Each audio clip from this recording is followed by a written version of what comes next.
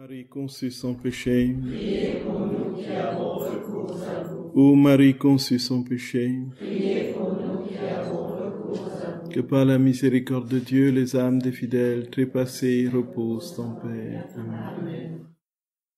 Au nom du Père, et du Fils, et du Saint-Esprit. Amen. Chers frères et sœurs bien-aimés dans le Seigneur, nous voulons rendre grâce à notre Dieu qui nous conduit de victoire en victoire dans les projets qui sont les siens et qui concernent essentiellement notre transformation en lui. Il n'a qu'un seul projet, une seule finalité, voir l'homme retrouver ce qu'il a perdu. Et dans le temps de la rédemption, après l'incarnation, sa montée au ciel, il a voulu perpétuer sa présence dans le Saint-Sacrement de l'autel, en attendant que nous devenions nous-mêmes des hosties. Voici, frères et sœurs bien-aimés, qui nous a dit que dans ce mystère du sacrement de son corps et de son sang, il y a le condensé, il y a la concentration de tous ses bienfaits, de tous ses dons, de toute son immensité. Le ciel se trouve dans l'hostie. Et il veut nous la communiquer. Il faudrait que notre corps, notre cœur soient disposés à accueillir justement ce don. Et puis la préparation, comme sa vie terrestre a été une longue préparation avant l'institution de l'Eucharistie, il a préparé ses disciples, il les a enseignés. Il leur a donné de comprendre quel était effectivement le sens de sa venue, quel était le véritable pain qu'ils devraient recevoir désormais.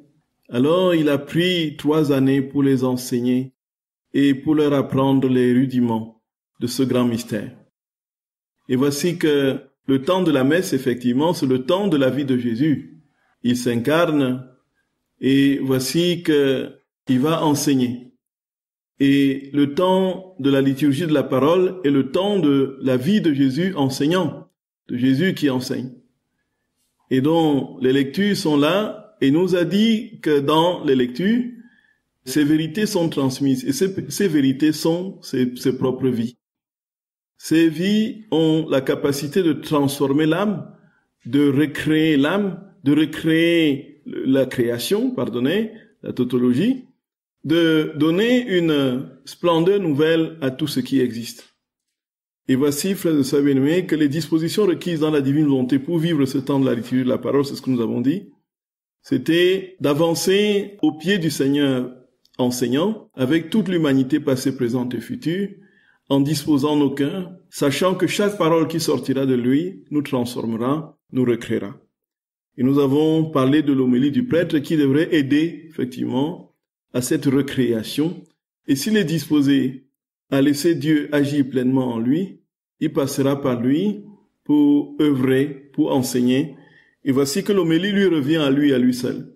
Contrairement à ce que un certain mouvement a voulu mettre en avant, c'est-à-dire faire les homélies par des laïcs qui, soi-disant, étaient parfois plus qualifiés que les pauvres prêtres qui n'avaient pas fait autant d'études qu'eux. Ils étaient des ingénieurs, ils avaient des diplômes, des profs d'université. Ce n'est pas ça qui fait la qualification, frère, c'est le sacerdoce. Le sacerdoce. Et donc, du coup, la note de 1997, n'est-ce pas, de la Congrégation pour la doctrine de la foi, qui spécifiait bien le ministère, n'est-ce pas, de la prédication est spécifique. Donc, pour ce qui est de l'homélie, est spécifique aux prêtres et aux diacres. Voici que le Seigneur dispose l'âme du prêtre à accueillir vraiment sa parole.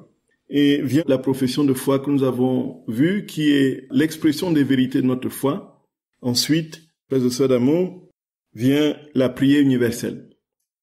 Alors, la prière universelle, comme son nom l'indique, est la prière qui regroupe toutes les intentions de Dieu, des hommes. Il y a une hiérarchie dans la prière universelle selon la manière habituelle de la composer. Il y a eu ces derniers temps de très nombreux changements qui ne tiennent plus compte de cet ordre. Normalement, on prie pour l'Église, n'est-ce pas, le pape, les évêques, les prêtres. Ensuite, on prie pour ceux qui enseignent la parole de Dieu. Ensuite, on prie pour les malades et les souffrants. Donc, les malades et les souffrants, c'est un 4e lieu. Il y a 4 intentions. Donc, l'Église les fidèles réunis, les malades et souffrants, et puis ceux qui enseignent la parole de Dieu, un truc comme ça. Ce qui est sûr, frères et sœurs bien-aimés, c'est que le Seigneur, peu importe comme nous avons compris, la vérité qui sort de Jésus est une vérité qui contient tout le reste. Si nous prions pour être humbles, il nous donnera pas seulement l'humilité, il nous donnera aussi la pureté, il nous donnera aussi le discernement, il nous donnera aussi l'obéissance, ainsi de suite.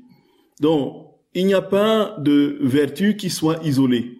Voici que quand il s'agit de la prière universelle, effectivement, si nous portons ces prières dans la divine volonté, puisque c'est Dieu qui porte cette prière en nous, alors si nous lui adressons quelque chose, il ne peut pas se contenter de nous donner seulement ce que nous lui avons demandé, puisque notre demande, c'est sa demande, et sa demande contient plus que ce que nous lui avons demandé, et puis englobe tous les besoins de tous les hommes de tous les temps.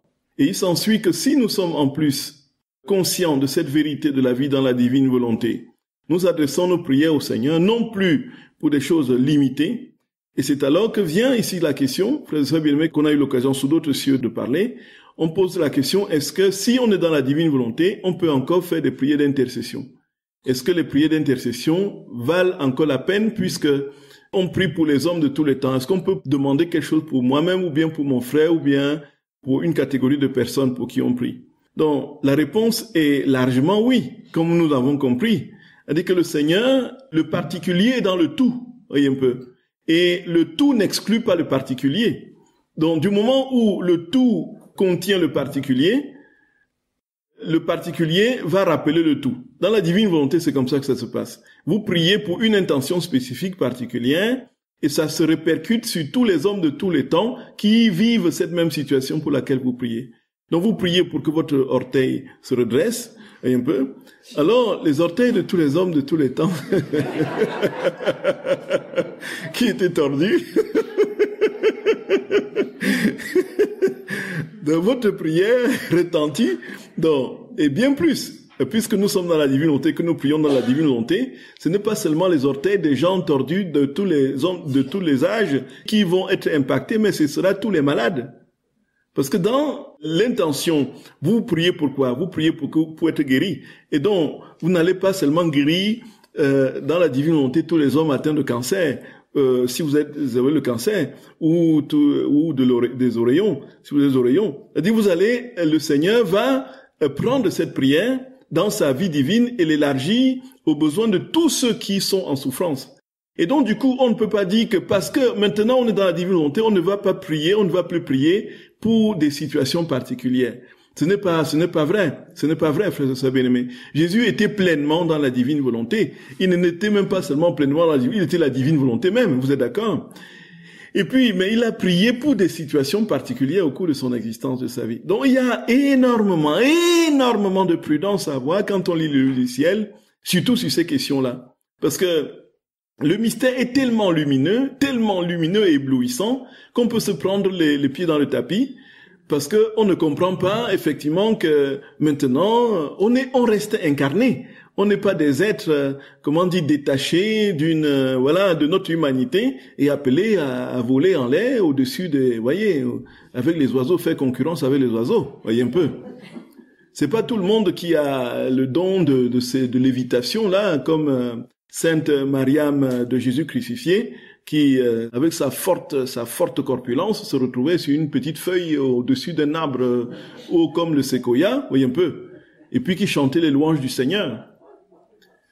Et même là, ce n'était pas tout le temps. Donc nous sommes des êtres incarnés. Nous avons les pieds sur terre, frères et sœurs bien-aimés. Les pieds sont sur terre, le regard fixé au ciel, certes, mais les pieds sont sur terre. C'est pour dire quoi? C'est pour dire très concrètement, aujourd'hui, c'est-à-dire que certains ont dit que comme la divine volonté viendra et parachèvera toutes choses et que les âmes seront transformées en Dieu, alors maintenant, il ne faut plus du tout absolument prier pour les malades et tout ça. Bon, ça, ce n'est pas vrai. Ça, ce n'est pas vrai. La divine volonté n'est pas un mode à part posé à la vérité de la révélation qui se déploie de manière holistique. Et aucune révélation privée ne viendra hypothéquer la révélation plénière qui a trouvé son terme avec le dernier apôtre qui est Jean. Et voici que toute révélation privée vient expliciter le dépôt de la révélation qui est pleinement établie et ancrée. Jésus ne se contredit pas. Il ne peut pas dire une chose aujourd'hui et dire le contraire demain. Vous êtes d'accord, frères et sœurs bien-aimés? Il n'y a que nous qui nous contredisons parce que il y a de l'inconstance en nous, fortement inscrite. Mais voici que quand Jésus fait des choses, c'est de manière pédagogique et il va étape par étape en vue d'un achèvement. Et l'achèvement, justement, c'est la divine volonté. Et voici que il dit qu'il va régner dans les cœurs de manière parfaite, comme le prions dans le Notre Père, que ta volonté soit faite sur la terre comme au ciel. Et c'est toute une architecture qu'il a construite depuis son incarnation, depuis la création, jusqu'à ce moment-là. Donc c'est un peu comme si vous avez construit, frères et sœurs bien-aimés, une maison. La maison ne peut pas se limiter à la fondation. Elle ne peut non plus se limiter aux murs qui sont montés, ni à la charpente, ni au toit. Il faut le toit. Il faut tout cela pour faire une maison, voyez. Donc en fait, il y a la coupole qui vient au-dessus. Donc il y a toute une création du projet de Dieu depuis la création du monde. Et son achèvement est dans ce ressourcement initial, la perfection des vies en lui, le retour à la case départ d'où nous sommes sortis, dont participant à la sainteté pleine et parfaite de Dieu. Et donc de sorte que sans le mur, vous ne pouvez pas avoir un toit qui est suspendu sans un mur, suspendu en l'air. Donc, de même que la fondation, les murs et le toit, n'est-ce pas, forment la maison, de même, la création, la rédemption et la sanctification forment le projet de Dieu, voyez. Alors, on ne peut pas dire la sanctification va exclure les autres. C'est comme si vous suspendiez le toit, n'est-ce pas, au-dessus du vide, voyez un peu. Il n'y a ni fondation ni mur. Qu'est-ce qui va se passer? Vous allez vous prendre le toit au-dessus de vous. Je ne sais même pas comment vous allez faire pour le suspendre, voyez. Et puis, il n'y aura plus rien, voyez. C'est ça en fait. C'est ça en fait. Donc, comprenons-le bien. Nous prions, mais nous prions désormais, nous prions pour les malades, nous demandons au Seigneur son intercession et jamais, en aucune époque de l'histoire, même pendant le temps du renouveau charismatique apparemment, si j'ai cru comprendre ça quelque part, il n'y a jamais eu autant de grâce, de miracles, de guérison et tout ça dans le monde, vous voyez. Alors que c'est l'ère où l'on attend que la divine volonté, justement, supplante tout le reste, ou plutôt achève. Mais le Seigneur continue son œuvre. Il ne peut pas, et c'est ça justement, ça revient à ce que, donc quelqu'un qui n'a pas encore connu qui est Jésus, qui est la Vierge Marie, mais vous n'allez pas commencer à lui parler des actes actuels, des actes préalables. Vous n'allez pas commencer à lui parler des rondes. Apprenez-lui déjà qui est la Vierge Marie, qui est Jésus, qu'est-ce qu'il a fait, faites-lui lire l'évangile, quelle est sa vie, ainsi de suite, il est mort, il est ressuscité pour nous. Le fondement, le kérygme, voilà, qui vous porte progressivement à la compréhension de ce grand projet du troisième fiat. Et il s'ensuit, frères et sœurs bien-aimés, que lorsque nous prions, disons la prière universelle, nous prions pour des intentions particulières, mais le Seigneur le démultiplie dans son acte éternel sur tous les âges, sur tous les hommes de tous les temps, qui sont soit dans cette même situation, soit dans des situations similaires. Puisque tout ce qui est adressé sort de lui, contient l'immensité de sa vie et se déploie de manière tout aussi immense. Voyez ça, frères et sœurs d'amour.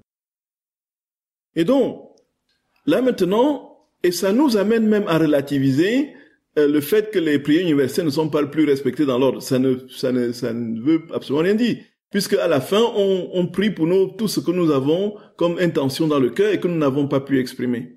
Sachant que lorsque nous portons ainsi dans la prière universelle ce moment-là particulier, nous prions pour les intentions du cœur sacré de Jésus, du cœur immaculé de Marie, de tous les hommes de tous les temps. C'est une prière, une louange universelle, une intercession universelle qui se déploie et dont tous les âges sont impactés.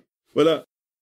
Encore une fois, vivre la vie dans la divine volonté, c'est vivre en Jésus, première chose, laisser Jésus tout vivre et tout faire en nous, première chose, et la conséquence, c'est qu'il le fait dans son acte éternel avec tous les hommes de tous les temps. Voyez, si vous avez cette formule, vous vivez tout dans la divine volonté, y compris prier pour les malades, y compris faire votre cuisine, y compris, voilà, aller faire vos courses pour trouver quelques tablettes de chocolat. Voyez, vous faites tout en Jésus, Jésus fait tout en vous, au nom de tous, c'est toujours ainsi. Et la chose devient plus simple. Pourquoi? Parce que vous n'avez plus d'effort véritable à faire, sinon de laisser le Seigneur faire en conscience, d'une part. Et puis, vous avez une conscience continuelle de sa présence en vous, puisque vous lui demandez tout le temps de faire des choses en vous. Il ne peut pas être loin de vous. Il sera toujours, non seulement auprès de vous, mais en vous, et c'est lui qui fera tout. Et c'est comme ça que la vie de sanctification se déploie, notre vie se transforme progressivement, et de jour en jour, nous nous rendons compte que nous devenons toujours plus humbles, toujours plus doux, toujours plus, parce qu'il est en nous, et quand il est en nous et fait des choses, il se donne dans ce qu'il fait, dans ses attributs, dans ses actes extérieurs, mais il infuse sa vie en nous. Et alors, il infuse ce qu'il est, ses attributs et ses propriétés, ses prérogatives, et nous sommes en tout et pour tout, frères et sœurs d'amour, d'autres petits Jésus en miniature et par participation. Et cela. Et alors, après la prière universelle, frères et sœurs d'amour, il y a l'offertoire. Vient la liturgie eucharistique. Donc, pour ce qui est de la liturgie eucharistique, qu'est-ce que le prêtre fait? Le prêtre offre au Seigneur, n'est-ce pas, le pain et le vin, reçus de sa bonté, fruits de la terre et du travail des hommes. En fait, qu'est-ce qui se passe? Il y a ce qui est pris de ce que Dieu nous a donné, qu'on lui retourne. On lui retourne ce qui est à lui. On extrait de la création, donc du profane, quelque chose pour le rendre sacré. Voilà, c'est ça en fait. C'est là, en ce moment, frères et sœurs bien-aimés, que le prêtre bénit et sanctifie le vin, il offre. C'est là que, ici, on observait chez Padre Pio quelque chose d'assez inhabituel. Il pouvait prendre 20 à 25 minutes à offrir, à présenter au Seigneur ses offrandes, le pain et le vin. Nous le faisons en quelques secondes, vous voyez. Nous le faisons en quelques secondes. Voyez. Mais lui, le mystère était tel, puisque le Seigneur le faisait revivre chaque moment, justement, de la liturgie, il vivait cela en direct. Et donc, c'est l'extraction du profane, on extrait une réalité du profane pour le rendre sacré. Et c'est alors que on pose la question à Padre Pio, mais qu'est-ce qui fait que tu traînes pendant ce temps, autant de temps, 25 minutes, à faire un geste que l'on peut faire même pas en 1 minute, en une fraction de seconde. Alors il dit, en fait, c'est en ce moment que le sacré, n'est-ce pas, se sépare du profane. C'est en ce moment que le sacré se sépare du profane, dit Padre Pio. Qu'est-ce qui se passe? Il dit que sur la patène que le prêtre offre, qu'il soulève et qu'il offre à Dieu, il n'y a pas que ce bout de pain qui est là. Comprenez, frères et bien-aimés? Il n'y a pas que ce vin, ce goutte de vin dans le calice. Qu'est-ce qu'il offre ainsi? Il offre, bien sûr, le travail des hommes, mais il offre tous les hommes. Enfin, maintenant, je vais trouver ce que Padre Pio dit. On lui demanda un jour, pourquoi pleurez-vous pendant l'offertoire? Parce que quand il avait ces 20 minutes-là, il pleurait très souvent. Pourquoi pleurez-vous pendant l'offertoire? Padre Pio répondit, c'est parce qu'à ce moment, l'âme est séparée du profane. Plus qu'auparavant encore, le Seigneur séparait son serviteur de toute réalité secondaire, le rendait parfaitement indifférent à ce qui se passait autour de lui. C'est-à-dire que il offre sur la patène tous les hommes et en même temps, il est coupé de la réalité profane. C'est-à-dire que c'est en ce moment qu'il entre vraiment dans le surnaturel de l'action, de l'offrande du saint sacrifice qui va commencer avec la mort de notre Seigneur sur la croix à la consécration. Et en ce moment, il voit toutes les résistances liées à cette incapacité qu'ont les hommes de quitter ce qui n'est pas Dieu. Et alors, il gémit, il pleure, non pas parce que c'est douloureux de quitter le profane, mais parce qu'il y a énormément de personnes en ce moment qui ne veulent pas être sur la patène, dans l'esprit. Voyez. Et alors, voici un passage de sa correspondance et dans l'offertoire, lorsque tous les hommes, lui-même, sont tirés du profane, alors il assimile ce moment-là au dépouillement de Jésus sur le calvaire, quand on le dépouille de ses vêtements. Voyez un peu. Donc en fait, il quitte les vêtements du profane, il entre dans le vêtement, voyez, que lui donne l'agneau. Voici que le dépouillement de Jésus est assimilé par Padre Pio à l'offertoire, quand il est dépouillé. Donc quand il entre, l'offertoire, c'est ce moment-là. Et voici ce qu'il dit à un de ses pères spirituels. Sur le mont Calvaire habitent les cœurs que l'époux céleste favorise de son amour divin. Mais fais attention à ce que je vais dire. Les habitants de cette colline doivent être dépouillés de toute habitude et affection terrestre. De même que le roi fut dépouillé des vêtements qu'il avait lorsqu'il y arriva, lorsqu'il est arrivé au calvaire. Remarque, ma bonne petite fille, non, c'était une correspondante, une fille spirituelle. Les vêtements de Jésus étaient saints, n'ayant pas été profanés quand ses bourreaux les lui enlevèrent chez Pilate. Il était cependant juste que notre divin maître s'en dépouille, pour nous montrer que rien de profane ne doit être porté sur cette colline. Prends donc garde, ma bonne petite fille, d'entrer au festin de la croix, qui est 1000 fois plus délicieux que les noces mondaines, sans le vêtement blanc, nettoyé de toute autre intention que de celle de plaire au divin agneau. Voyez, frères et sœurs d'amour, c'est doux, c'est beau. Personne ne monte sur la colline de la croix. En fait, personne ne doit... Donc, le Seigneur se dit, élevons notre cœur, voyez. Élevons notre cœur, nous le tournons vers le Seigneur, voyez. Donc, élevons notre cœur. En ce moment, nous sommes coupés, nous sommes dépouillés. Comme Jésus dépouillé de ses vêtements une fois arrivé sur la colline, nous sommes dépouillés, nous quittons la terre. Avec le prêtre qui vient de nous offrir sur la patène, en offertoire, en offrande à notre Seigneur, voilà, nous sommes désormais tournés vers le Seigneur. Nous sommes désormais tournés vers lui. Et c'est alors que la messe, la crucifixion peut commencer. La consécration peut commencer parce que la crucifixion vient après le dépouillement de Jésus. Il a quitté le profane, il a quitté ses vêtements. Voyez, ça, ce sont des sens spirituels et mystériques de la messe qu'on voit chez les grands saints comme Padre Pio. Voyez, frères et sœurs bien-aimés. Donc, c'est en ce moment que commence donc la liturgie même de la consécration, la liturgie eucharistique. Le pain et le vin sont offerts. Ils représentent le corps et le sang de Jésus. Voyez. Donc, ils sont offerts et ils sont consacrés, comme on le voit, ils sont consacrés séparément. Le pain est consacré, ensuite le vin. Donc, dans la symbolique, le corps et le sang disjoints et séparés signifie effectivement qu'il monte pour mourir. Il est en train de mourir. Il meurt. Il meurt. Et donc, le corps et le sang unis, à quel moment est-ce que le corps et le sang sont unis? C'est lorsque le prêtre met la petite parcelle dans le vin, avant l'Agnus Dei.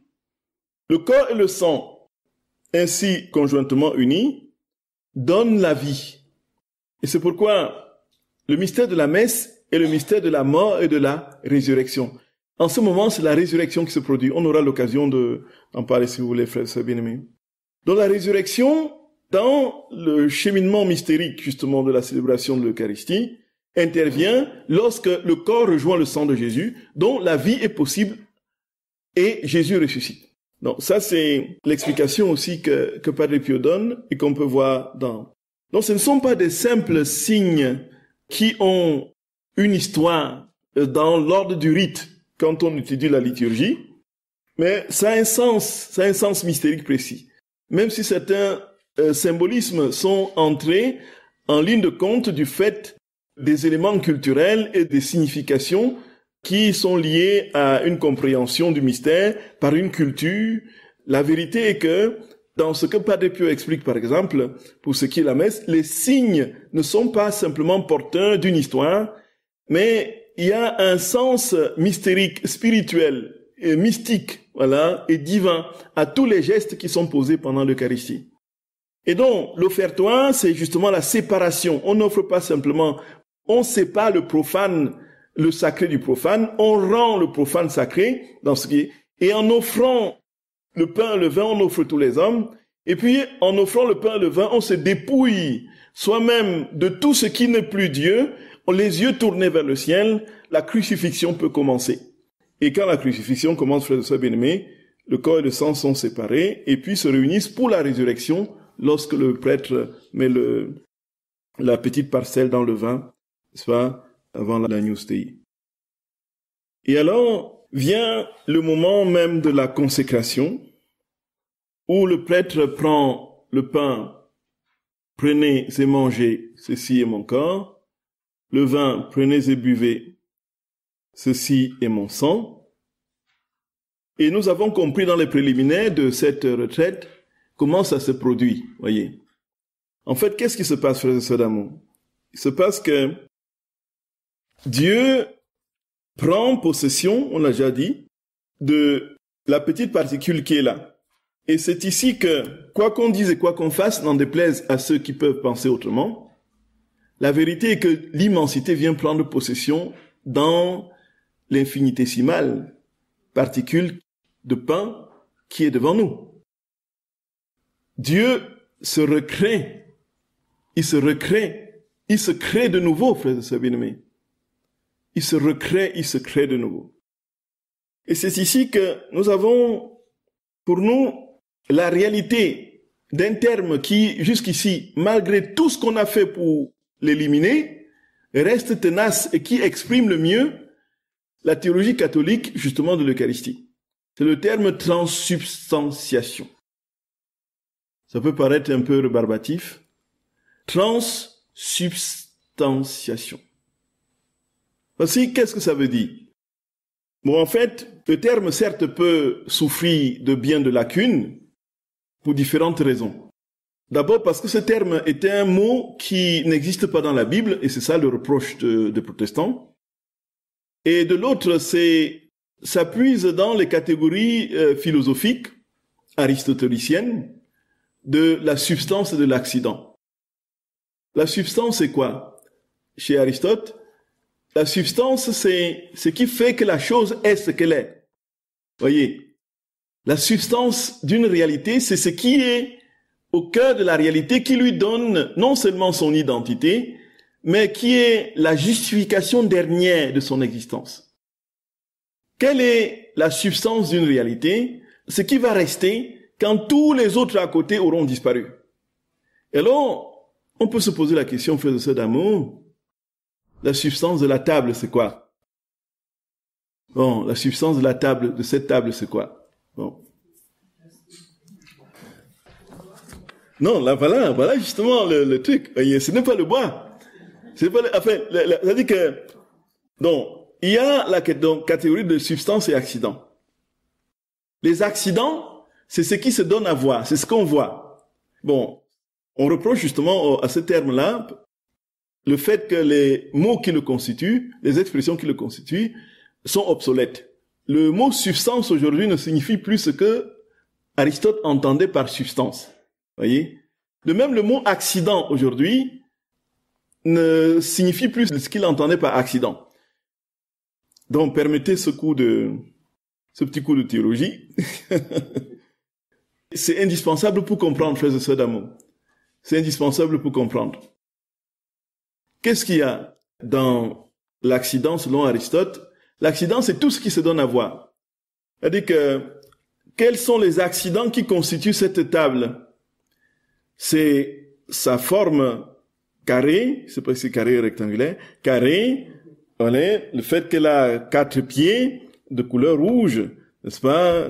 La table de couleur beige, voyez un peu, de telle dimension, ainsi de suite. Ça, c'est ce qu'on voit. Ça, c'est ce qu'on voit. Est-ce qu'on peut dire qu'une table est une planche carrée déposée sur 4 pieds rouges, voyez un peu, et puis de 90 cm de hauteur? Est-ce qu'on peut dire ça comme ça? Qu'une table, c'est ça? Est-ce qu'on peut définir une table à partir de ces éléments que je viens de citer?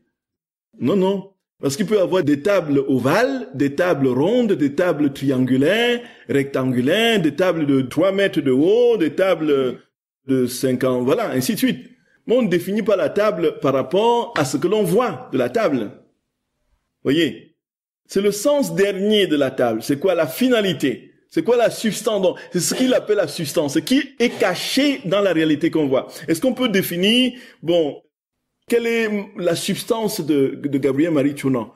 Est-ce que c'est le noir qui a les cheveux grisés et qui a un col romain bleu et puis qui a 1m80 et ainsi de suite, qui a un bras à moins? Est-ce que c'est ça Gabriel Tchounan? Non, non. Donc je peux m'habiller, je peux demain, avec la vieillesse, rapiétisser de 5 cm, je peux porter un habit rouge au lieu de ce truc bleu. Je peux, je peux teindre mes cheveux qui deviennent subitement noirs. Voyez un peu. Bon, je resterai moi-même. Alors, qu'est-ce qui fait que je suis ce que je suis moi-même? C'est ça la substance, chez Aristote. Vous voyez? Et donc, quand il parle du pain, les accidents du pain, c'est quoi? Donc, est-ce qu'on peut dire que le pain, ça a telle forme, ça a telle couleur, ça a tel truc? Non. Le pain peut avoir différentes formes, différents goûts. Mais il reste le pain. Et c'est ce qui reste le pain, c'est ça qui fait la substance.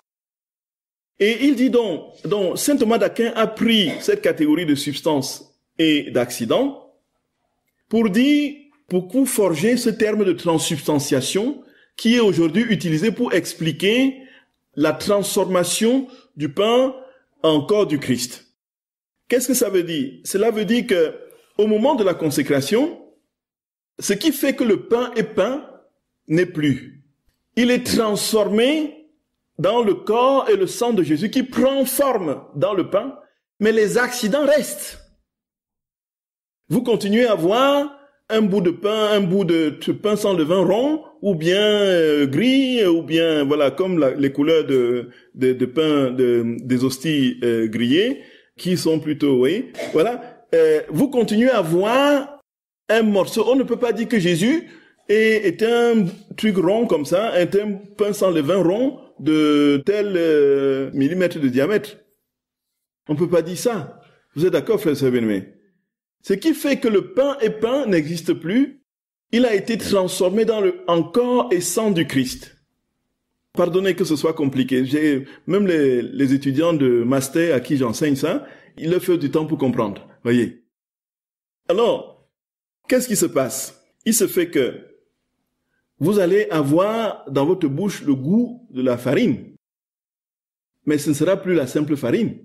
Ce sera le corps et le sang de Jésus, simplement parce que ce qui fait que la farine n'existe plus, sa substance n'existe plus, ça a été transformé dans le corps, la substance du corps, du sang de Jésus. Son corps, son sang, son âme et sa divinité.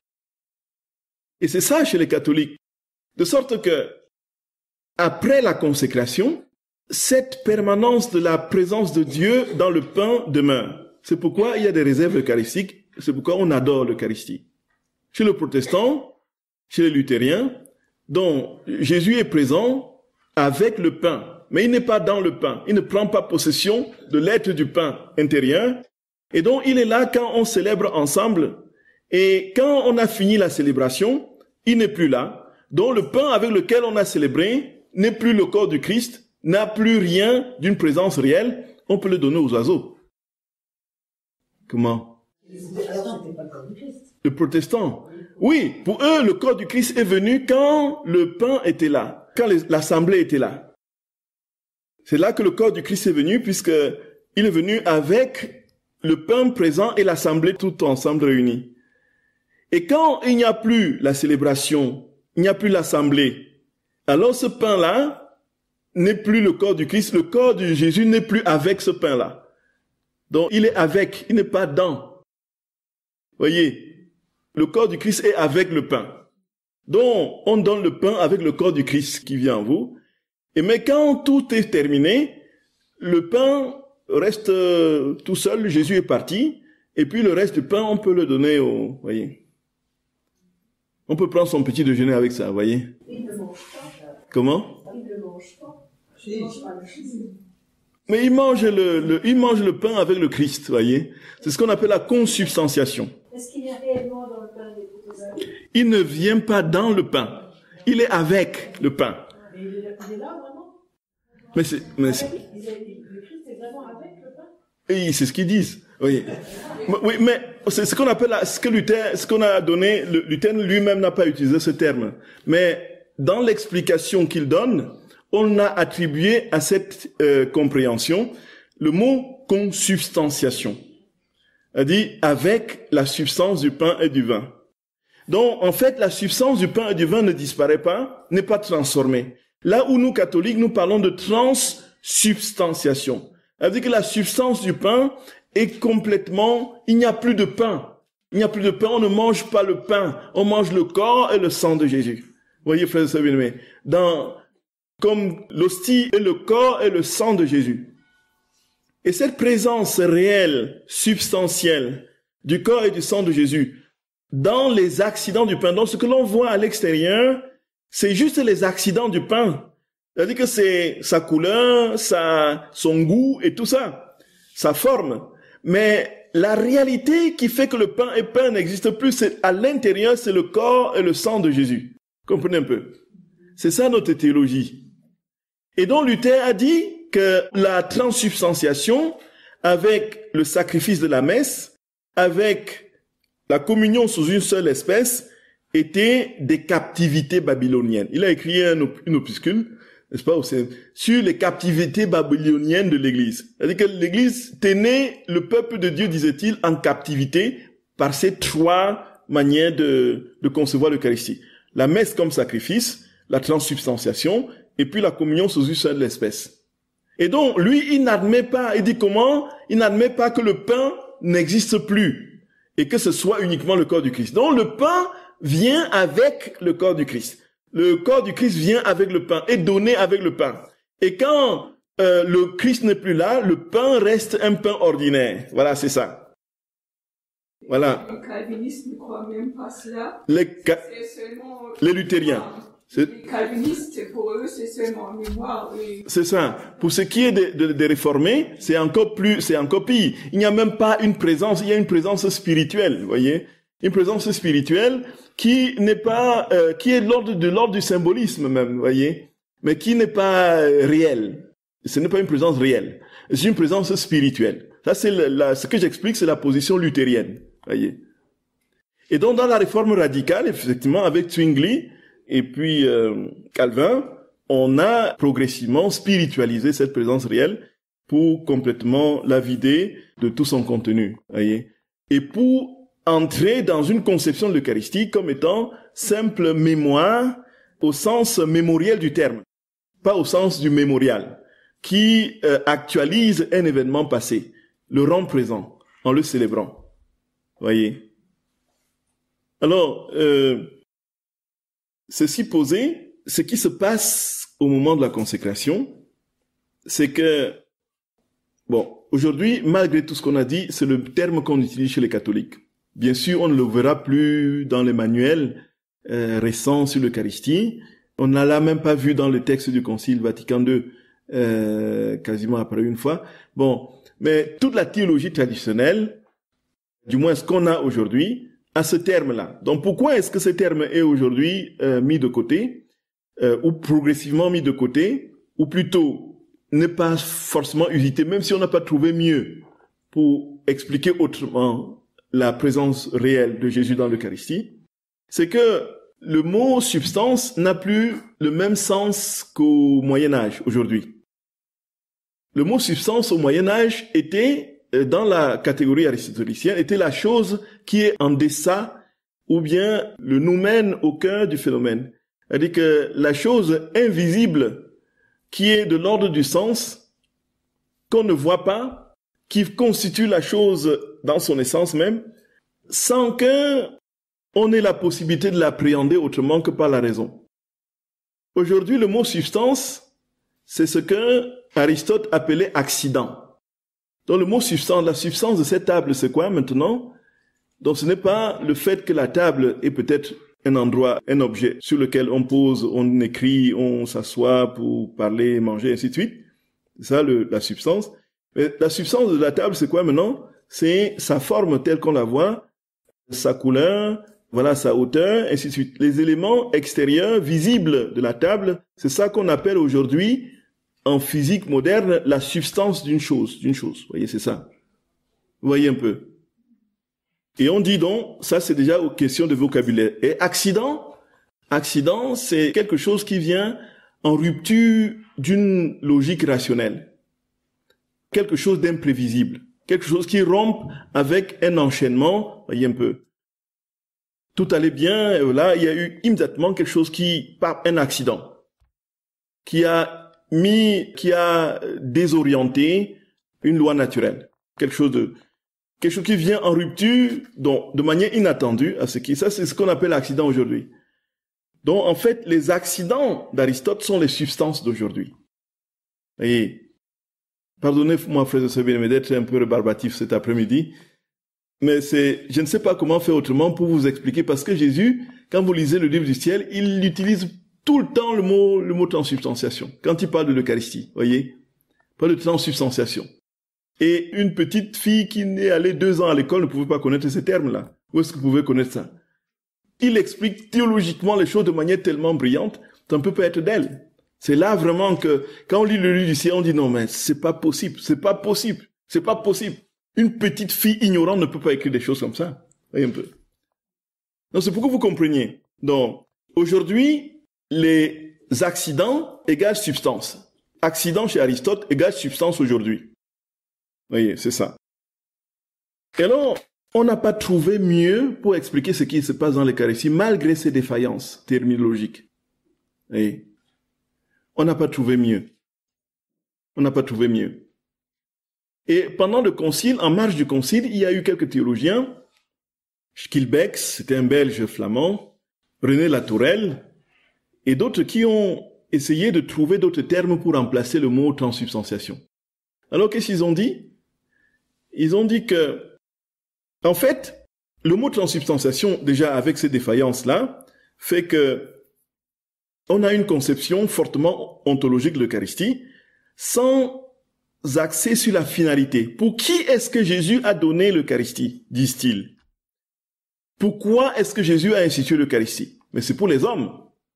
Donc c'est pour nous. Donc il faut axer sur le fait que c'est nous, c'est le pronobis de Luther, voilà, qui devait être entré en ligne de compte. C'est pour nous. Donc c'est pour nous qu'il a institué l'Eucharistie. Ne cherchez pas, disent-ils, à vouloir comprendre ce que c'est que l'Eucharistie quand il se réalise, quand il vient à l'autel et tout. Mais pour qui est-ce que c'est fait? Voyez un peu. Et puis, donc, il faut chercher le sens de ce qui est fait et la finalité de ce qui est fait. Est-ce que c'est un peu clair, frères et sœurs d'amour? C'est un peu clair? C'est clair ou François? Oui. Et là, qu'est-ce qu'ils vont trouver? Ils vont trouver 2 termes. Transfinalisation ou transsignification. Voyez un peu. Paul VI va leur dire, mais, et ça c'est, justement, il écrit l'encyclique de 1965, Mysterium Fidei, pour dire, mais, vos termes là que vous trouvez, transfinalisation, transsignification, c'est quoi ça? Et si l'Eucharistie a un sens nouveau, et une finalité nouvelle, c'est bien parce que c'est une réalité nouvelle, qui est d'ordre ontologique. Et donc on ne peut pas contourner le mot transubstantiation. Voyez? Si ça a un nouveau sens, ce n'est pas une simple nourriture qui est donnée. Voyez un peu. Le prêtre ne vient pas prendre un panier de croissants qu'il distribue aux fidèles. Tenez, ouais, tenez, voilà, tenez. Vous voyez, c'est vous qui êtes le plus important. Mangez. Un peu comme la multiplication des pains. C'est exactement ça. Voyez? Quand Jésus a multiplié les pains, Jean au chapitre 6, qu'est-ce qu'il a donné? Il a donné une nourriture profane. Il a donné 5 pains et 2 poissons. Il a multiplié 5 pains et 2 poissons. Et les gens en ont mangé. Ils ont mangé. Donc, ils donnaient du profane. Ils donnaient, vous voyez, ainsi de suite. Et les gens, dont ces théologiens, veulent qu'on donne, que le plus important, c'est la faim des gens, les gens qui ont faim. De sorte que certains théologiens moraux, ils disent qu'en fait, si jamais ils inventent des espèces de scénarios, il y a une situation de guerre et que la foule se retrouve dans une église et qu'ils ont faim, est-ce qu'il ne faudrait pas aller chercher des ossis dans les ciboires pour leur donner à manger? Déjà, les ossis, il faut qu'ils soient suffisamment costauds pour nourrir les éléments, voyez. Et penser qu'on peut facilement remplacer une nourriture profane par l'hostie du simple fait de la faim physique des hommes, c'est qu'on a franchi un cap. Voyez, frères et sœurs d'amour. Et alors, voilà que Jésus, après la multiplication des pains, qu'est-ce qu'il fait? Il va progressivement dire, bon, voilà, vous avez mangé du pain, hein. Les gens viennent le lendemain, après, ils sont contents. On a trouvé quelqu'un qui va nous nourrir. Un peu.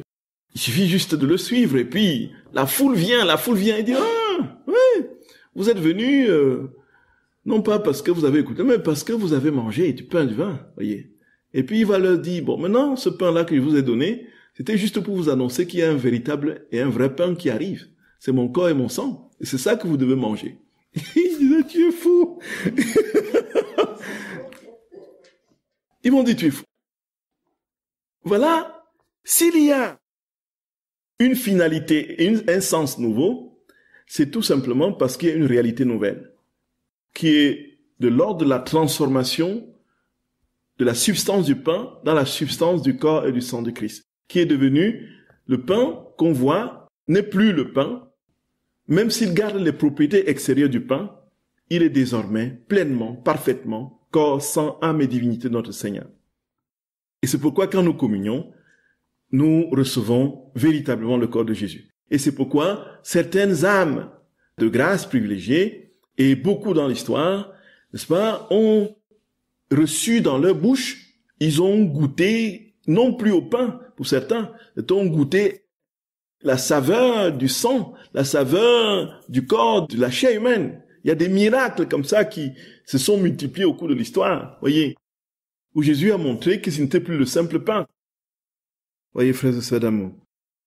Et alors, donc toute cette compréhension de la vie chrétienne sur le fondement de la simple communion entre les hommes, à l'exclusion de celui qui doit faire cette communion. On veut ériger une barre transversale de la croix sans la barre verticale. Voyez, la barre transversale vient se poser sur la verticale. Il n'y a pas d'union entre les hommes sans Dieu. Ce n'est pas possible. Et une église qui veut être construite sans Dieu, elle va à sa perte. Voyez, si le Seigneur ne bâtit la maison, les bâtisseurs travaillent en vain. Que Jésus dit, frères et sœurs d'amour. Et donc ceci est expliqué. Jésus dit très clairement que la transsubstantiation, frères et sœurs d'amour, c'est le terme que lui, Jésus, utilise. Soyons heureux d'utiliser le terme que Jésus utilise, qui est le terme canonique pour dire la transformation du pain et du vin dans l'Eucharistie. Voyez un peu. Dans les dialogues œcuméniques, on trouve d'autres... le terme de mémorial qui fait le consensus pour tout le monde, y compris pour les catholiques, mais qui n'exclut pas la réalité de la transformation de... Voyez, c'est ça en fait. Je vous salue Marie, pleine de grâce. Le Seigneur est avec vous. Vous êtes bénie entre toutes les femmes, et Jésus, le fruit de vos entrailles, est béni. Sainte Marie, Mère de Dieu, priez pour nous pauvres pécheurs, maintenant et à l'heure de notre mort. Au nom du Père et du Fils et du Saint-Esprit. Amen.